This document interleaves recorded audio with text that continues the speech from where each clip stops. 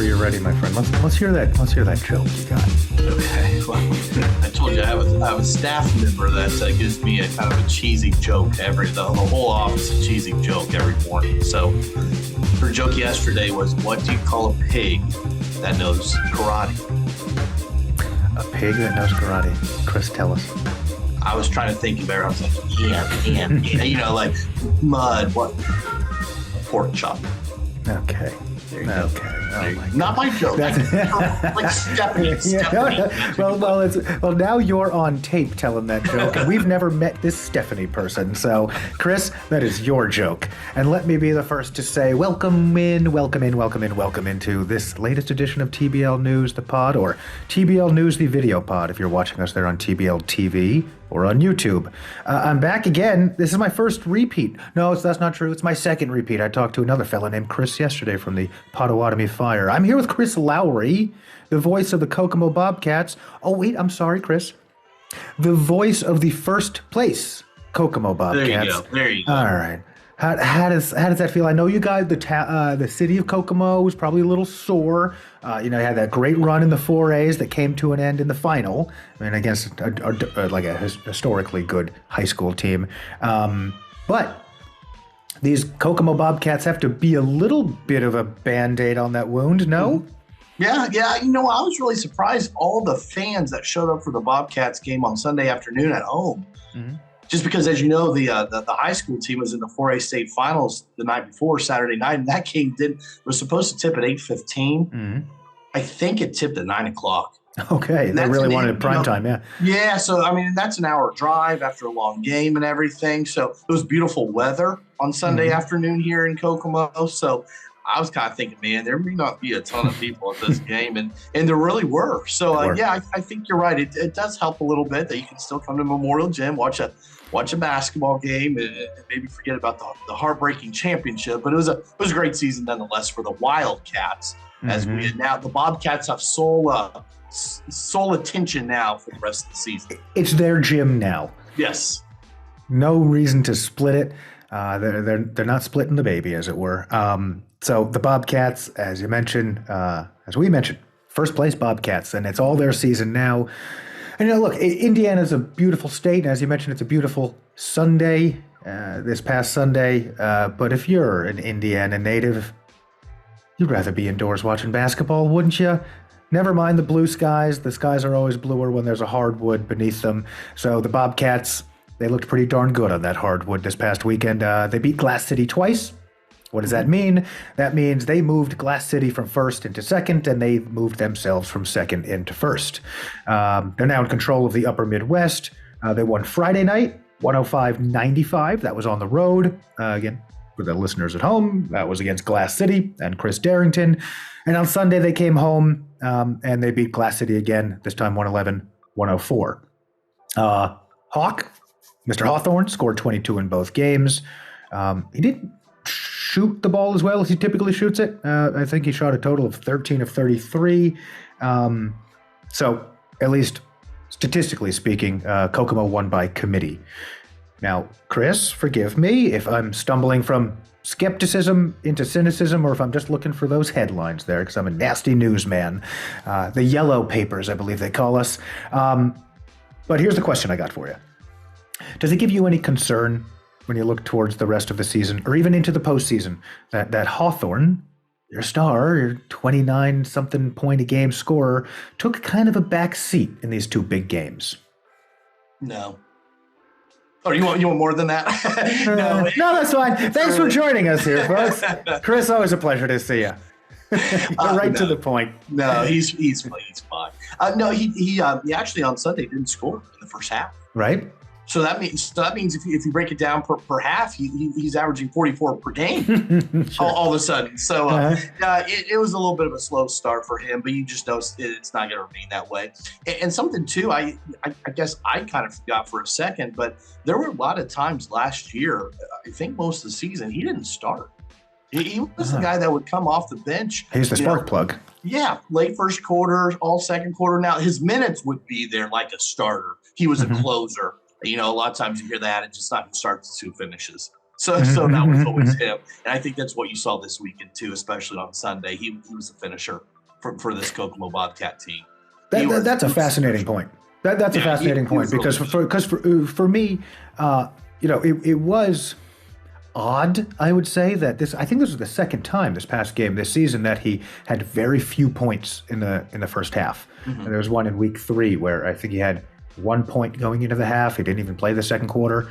But that's interesting. He really is almost in a literal sense. He's a closer. He's your Mark Wallers for you mid-90s Braves fans. So he doesn't have a problem starting off slow because he has this experience coming off the bench for Coach Livingston. That's pretty good to know. So I'm with you.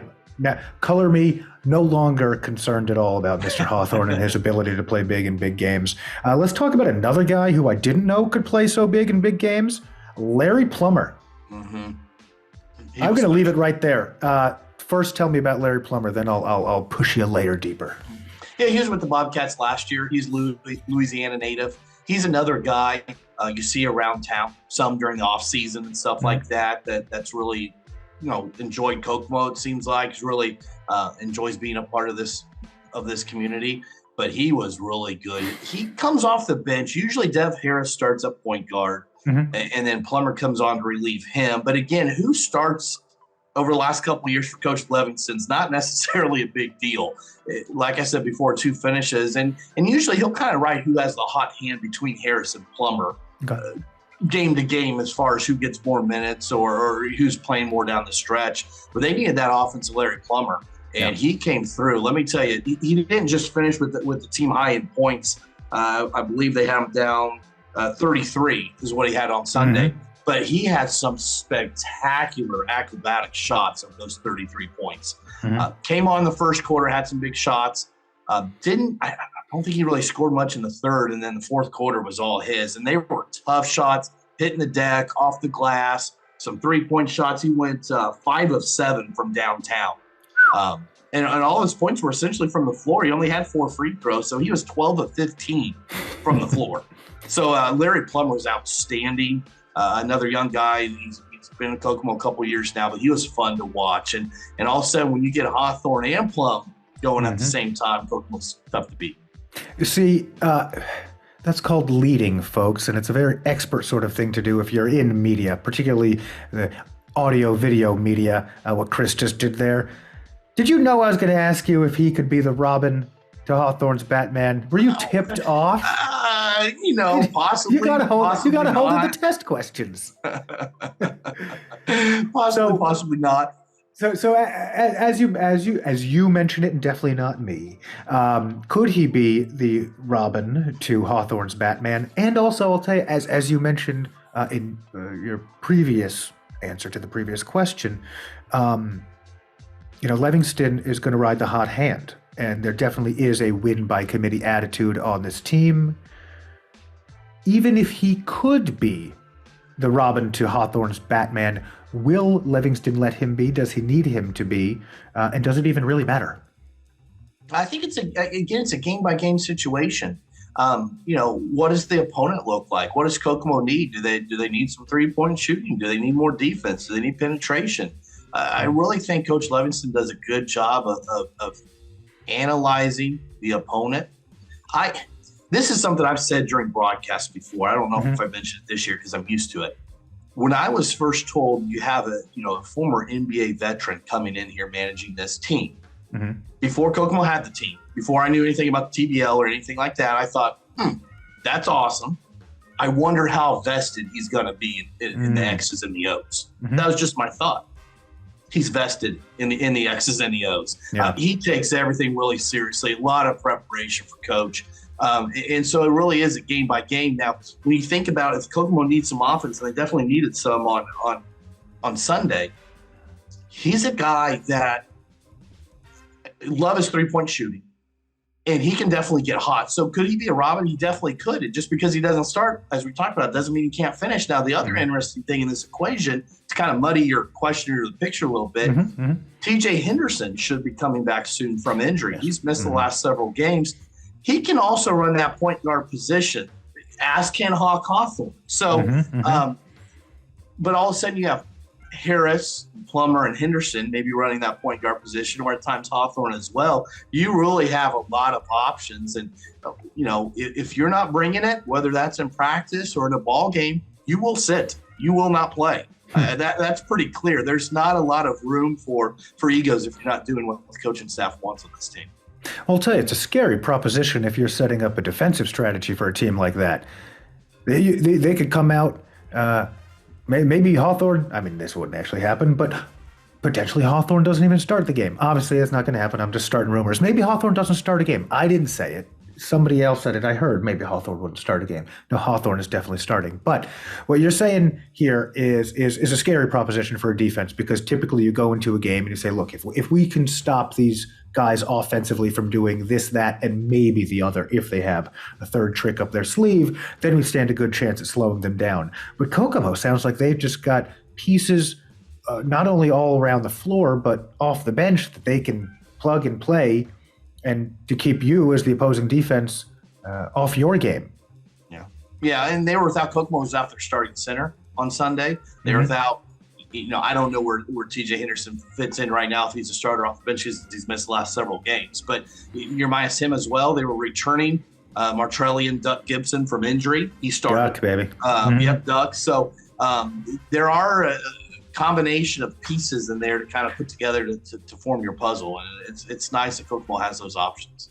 And Livingston seems to be a real master at putting those puzzle pieces together. So, hey, look, we've been talking a lot about MVP in TBL News. We got to start talking about Coach of the Year. Coach Livingston, you're getting a look. We're looking at you, Coach Livingston. Well, the first place team in the Upper Midwest should be getting a look. Let's talk about another team in the Upper Midwest. Those Wranglers, who Kokomo just unseat and they just keep beating. That makes 3-0 against Chris Darrington and his Glass City Wranglers this season. I still think they're a very good team. I spoke with Brad Smith, part of the TBL News team, who covers the Wranglers a lot for us. And, look, the team has some holes. They have some problem hitting the boards, for example, Glass City does. That said, they still got Darrington. Anthony Carmen, over his last 5 games, is shooting something like 58% on like a high volume. Alex Heath is becoming a well-known entity around the league, even though he's coming off the bench. You talk about Hawthorne as a spark plug last year. Heath is definitely a spark plug this year for the Wranglers. Should Kokomo and Glass City be on a collision course for a postseason series? And you look at the standings, it sure looks like they're going to be. Right. So, Chris, anything make you concerned about facing them, or does Kokomo have their number? Yeah, you have to be concerned, but you look at the standings right now, there's a big separation. It's early, but you have 7-2 Kokomo, 7-3 Glass City, with all 3 losses coming by way of the Bobcats. Right. And after that, everyone has a losing record in the Upper Midwest. So it definitely looks like they could be on a collision course. The concerning thing for them is you have a bucket getter in Darrington, as we've talked about. You mentioned Carmen. He had a real nice game on Sunday too. But they have a bucket getter who can always get hot. You never know what happens when the guy gets hot. But the other thing is Kokomo's won all 3 games, one of them being at Glass City, but they've all been tight, contested ball games that could have gone either way. Now, Glass City will be the first to tell you they had several guys out on Sunday. Right. They shooting 7 or something, right? Yeah, they had 8 on the bench, but one guy wasn't even dressed, so they only played 7. You had to think our pregame keys were, not getting in foul trouble, and just kind of weathering the storm down the stretch. And this is a game Kokomo started slow, then looked like the Bobcats were going to run away with things. And then I think got a little too confident, and Glass City came roaring back. So it was really a back and forth contest, but you had a feeling Glass City, they were going to have a sizable lead in that fourth quarter to hold off Kokomo, just going 7 deep, and they were unable to do so.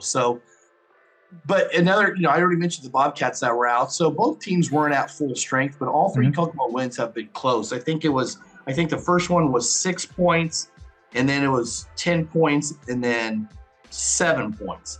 And I do want kudos, by the way, the 105-95 10-point win. I said Kokomo was going to win that game 105-102. Yes, you did. We have that on tape too.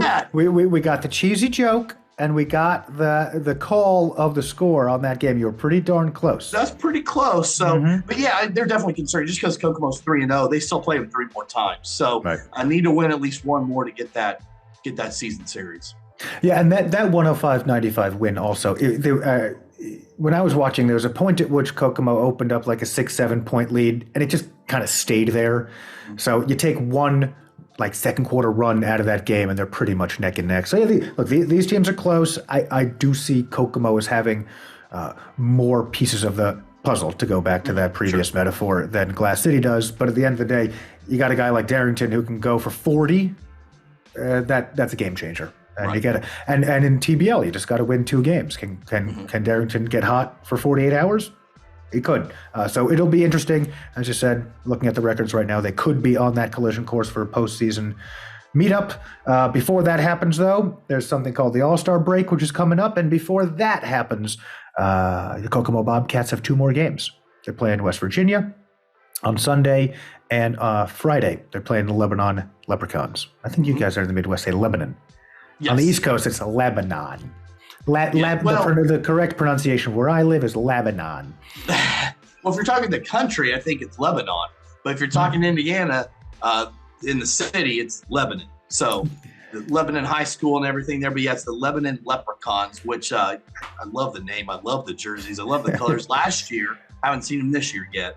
But last year they had an awesome, shamrock bus and everything like that. So it's pretty. I'm a big fan of the team nickname and colors. That's for sure. They're a vibe. They're what the kids call a vibe. Yes. They're also a much improved team from the first matchup. Kokomo had a pretty easy time, let's face it, early in the season. They won by 30-something, right? It's not quite the same Lebanon team that they'll be facing this Friday night. There's a guy named Isaac Edmondson who played for the Indiana All-Americans. We were chatting about him when we were comparing notes before we started hitting record. Isaac's a good player. He averaged over 21 a game for Indiana last year. He's played a couple of games for Lebanon this season, and he's looked real good. One of those games was a pretty sizable victory last weekend. Looking forward to these games.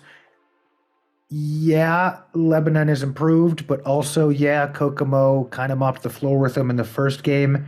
West Virginia doesn't have a W, but they push teams to the brink. They pushed Glass City to an overtime game, even though they're down 32 points in that one. So no one's a pushover here. Any chance Livingston doesn't have his team focused, coming off 2 big wins against Glass City, looking at the All-Star break. Anything make you concerned about the Lebanon game and the West Virginia game this weekend, Chris? Well, if they were taking on Lebanon, I would be worried. But Lebanon could be a different thing. As you said, they have a new player on the team from the All-Americans last year. I will say this. Coach, I know, was not happy towards the end of the game, last contest, Sunday afternoon. Usually when you see stuff like that, I always joke with coaches I interview for coach shows or whatever. I'm like, so did you get their attention this week after I kind of tipped off, or I see something that maybe the coach says post game that they weren't real thrilled? My guess is he got their attention a little bit, or is getting their attention this week. I don't see them coming out laying an egg. I'm not saying they're going to go 2-0 on the 2 road games. Road games are always tough. Yeah. Lebanon's not very far away. West Virginia is a bit of a haul. So, hopefully Bobcats will at least go 1-1. Hopefully they'll at least go 1-1. If not 2-0, but yeah, I don't think they'll come out and lay a bomb. It should be competitive ball games. So knowing Kokomo as intimately as you do, you're saying if they go 1-1, you're kind of okay with that?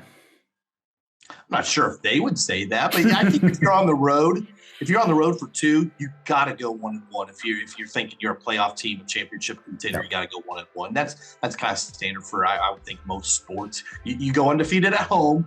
You win half your road games. You win 3 out of 4. That's pretty good. Well, I love your style, Chris, man. That is very good analysis. Again, I'm sitting here. I'm the news man. I want the stories. I want to stir the pot. You bring me back down to earth when we have these chats, so I appreciate it. You're not going to win them all. Kokomo can come pretty darn close to winning them all, but at the end of the day, you're right. You win the majority of games. You put yourself in a position to make a run when you get to the postseason. Maybe that postseason goes through Glass City. Maybe Glass City's got to come through Kokomo, and that's the way it's shaping up at the moment right now. So, Chris, My friend. Last time I called you my man. Now I'm calling you my friend. We're getting to know each other now. It really is a pleasure having you on here. Thanks for joining me, man. I appreciate the call back and look forward to doing it again. All right, that's what I like to hear. That means that you are going to get to call back to do it again. You know, you're signing yourself up for something here. This is like when Ariel signs her soul away to Ursula. Boy, I'm really aging myself. You mentioned you have some children, so you're a young child, so I guess it's showing there. I have to admit, she has not yet seen The Little Mermaid. That's all me. If I'm not watching Top Gun, I'm watching Little Mermaid. Enough about me. Let's get out of here, Chris. You got plenty of work to do. Thanks again for joining me. That's Chris Lowry, the voice of your Kokomo BobKats, your first place Kokomo BobKats. And this is me searching for the words to get out of here to end this podcast. I usually say something along the lines of, from the TBL News Desk. Signing off. Final Four weekend, Chris. Are you able to watch any Final Four? Or are you too much of a busy man? I hope so. I got Kevin Durant makes his return for my Phoenix Suns tonight, and the Red Sox. I'm a Red Sox guy. We've got opening day tomorrow. Red Sox, Suns. You're all over the map. No Pacers. And Miami Dolphins when it comes to NFL. So, I didn't hear that. I didn't hear that. You're talking to a diehard Buffalo Bills fan since 1990. Oh, boy. Oh, you can't get mad at me. We haven't won anything forever, so. I'm not mad at you, Chris.